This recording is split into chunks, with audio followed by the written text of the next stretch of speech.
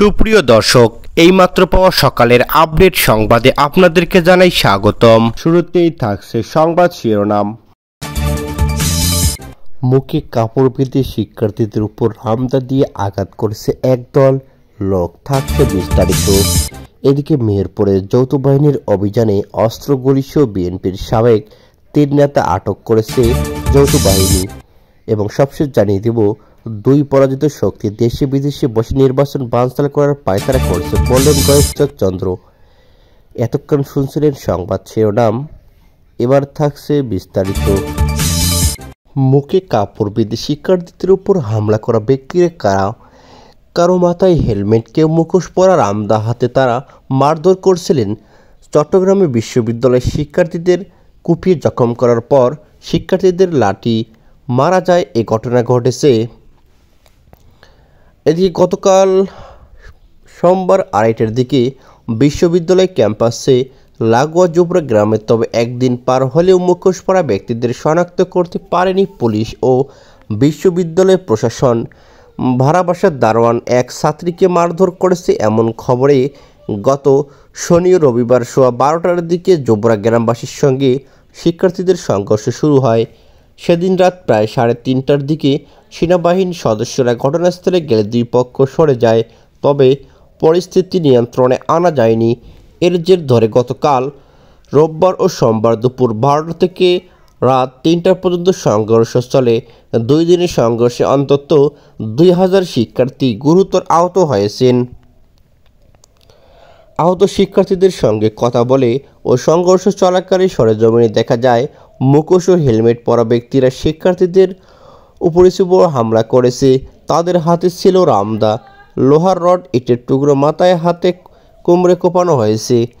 এদিকে বিশ্ববিদ্যালয়ের শিক্ষার্থী ধ্রুব বড়ুয়া বলেন, শিক্ষার্থীদের অলিগলি থেকে বের করে পিটিয়েছে স্থানীয় লোকজন।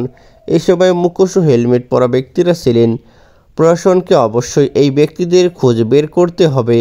লোক প্রশাসন স্নাতকোত্তর শিক্ষার্থী মোহাম্মদ শাহাদাত হোসেন বলেন, সংঘর্ষ চলাকালে 30 থেকে 40 জনের মতো ব্যক্তি ছিলেন, যাদের মাথায় ছিল হেলমেট। এই ব্যক্তিদের অবশ্যই খুঁজে বের করতে হবে।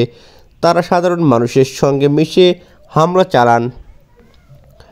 বিশ্ববিদ্যালয়ের শাখা ছাত্র দলের সভাপতি আলাউদ্দিন মহসিনপুর ঘটনার জন্য প্রশাসনকে দোষারোপ করেছেন। তারা দাবি, শিক্ষার্থীদের হামলার হাটহাজারী ও ফটিকছড়ি থেকে লোকজন আনা হয়েছে। ক্যাম্পাসে এত বড় সংঘর্ষের একদিন পরও কোনো মামলা হয়নি। আজ বেলা 2টা পর্যন্ত কাউকে আটক বা গ্রেপ্তার করা হয়নি বলে জানান হাটহাজারী থানার ভারপ্রাপ্ত কর্মকর্তা আবু কাউসার মোহাম্মদ হোসেন।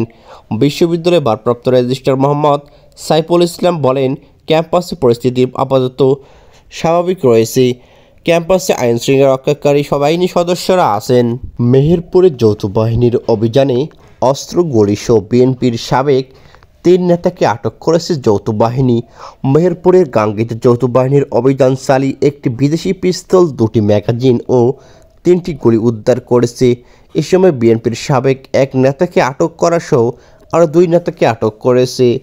এদিকে মঙ্গলবার ভোরে গাঙ্গী পৌরসভার চৌগাছ এলাকায় নিজ বাড়ি থেকে তাকে আটক করা হয়। আজ গোলাম মোস্তফা গাঙ্গী পৌর বিএনপির সাবেক সাংগঠনিক সম্পাদক। তিনি পৌরসভা চৌগাছ এলাকার ভিটাপাড়ার মৃত আজিজুল হকের ছেলে। যৌথ বাহিনীর সূত্রে জানা যায়, গোলাম মোস্তফা নিজ বাড়িতে অস্ত্র নিয়ে অবস্থান করতেছেন।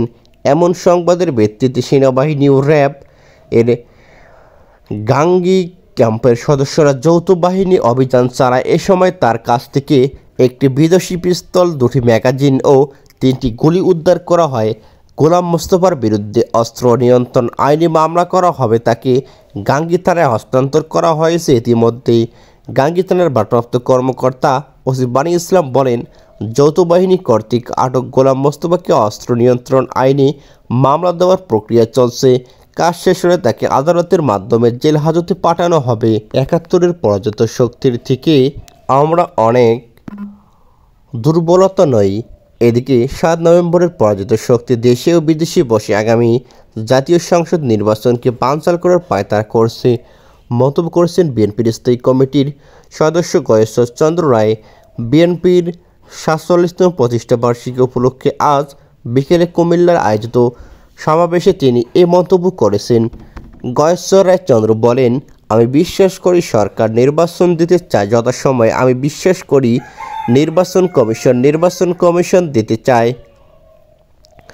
তাদের আন্তরিকতা নিয়ে আমি প্রশ্ন নিই, কিন্তু তাদের আন্তরিকতা যথেষ্ট নয়। পরশু বিপিনের ওপর যে ঘটনা ঘটেছে, আজকে আদালত কর্তৃক ডাকসুর নির্বাচন স্থগিত। আমাদের মনে হয় আমরা আরেকটি যুদ্ধের সম্মুখীন হচ্ছি। ৭১-এর পরাজিত শক্তি আর ৭ নভেম্বর পরাজিত শক্তি দেশীয় বিদেশি বসে তারা নির্বাচনকে বানচাল করার পায়তারা করেছে। এদিকে কুমিল্লা নগরের কান্দিরপাড় এলাকায় বিকেলে আয়োজিত সমাবেশ করেন কুমিল্লা মহানগর বিএনপির সভাপতি উদ্বারুল বারী, সাধারণ সম্পাদক সহ বিভিন্ন নেতাকর্মী সেখানে উপস্থিত ছিলেন।